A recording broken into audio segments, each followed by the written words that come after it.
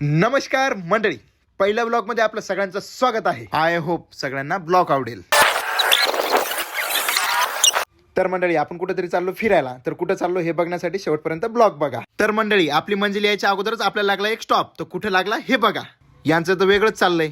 आमच्या पाटलाचा तर इरादा काय आहे काही समजलं. माझी बायको तर बैलाला बघून आणि मला पाहून का असत होती काहीच समजलं नाही. जर मंडळी तुम्हाला समजलं तर कमेंट करा. भाषेचं जर नवीनच चाललंय, मी चांगली दिसते का मामी चांगल्या दिसते हे सांगा. आणि मामालाच विचारलं, बायको समोर माझ्या भाषानं 2 बोटं दाखवून दोन्ही पण चांगले आहेत असं सांगितलं आणि संकटातून बाहेर काढलं. माझ्या बायकोला तर चांगलंच माहित आहे की सासू सोबत एक फोटो काढला की सासू खुश. या बैलाला बघून तर मला असं वाटलं की लग्न झाल्याच्या नंतर मी पण बैल झालो. हा बैल पण मालक जसा सांगतो तसा राबतो आणि मी पण बायकोन सांगितलं तसं वागतो. म्हणून आमचं आयुष्य दोघांचं पण सारखंच आहे. हो, आता कळालं मला की माझी बायको माझ्याकडे आणि बैलाकडे का बघत होती. मला तर समज. सचिन रस प्यायला ये म्हटलं माय असं म्हणून आमचा शंकर तर रसच प्यायला लागलाय.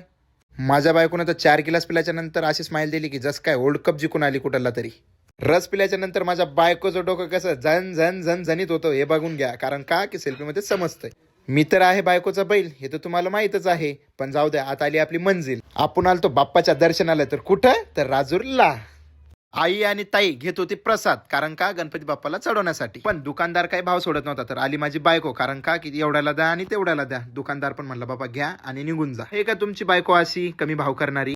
तर मंडळी चला मग कुठं तर दर्शनाला. आता थेट गणपती बाप्पा जवळ.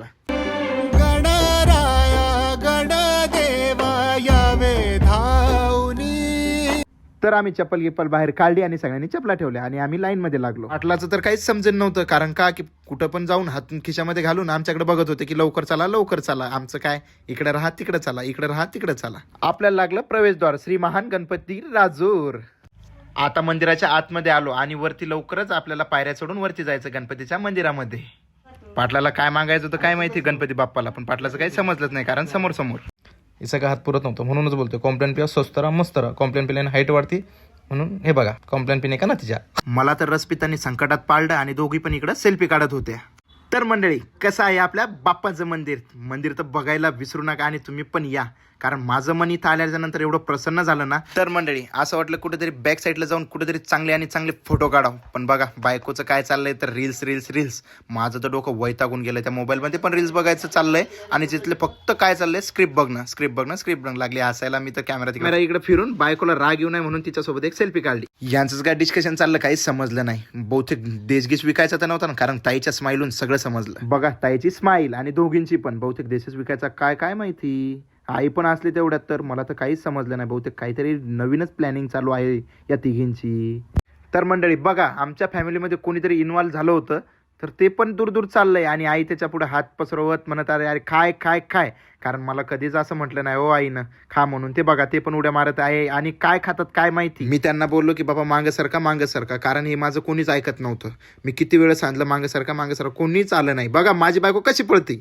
तिला वाटलं माझ्या अंगावरच आलं आणि इकडे येऊन दात दाखवत आहे बघा. तर मंडळी आपल्या गाडीमध्ये आहे छत्रपती शिवाजी महाराजांची मूर्ती आणि मी घेतलाय छोटासा हार. मला खूप आवडला. तुम्हाला पण आवडला असेल हार तर नक्की सांगा आणि कमेंट करा. ओके.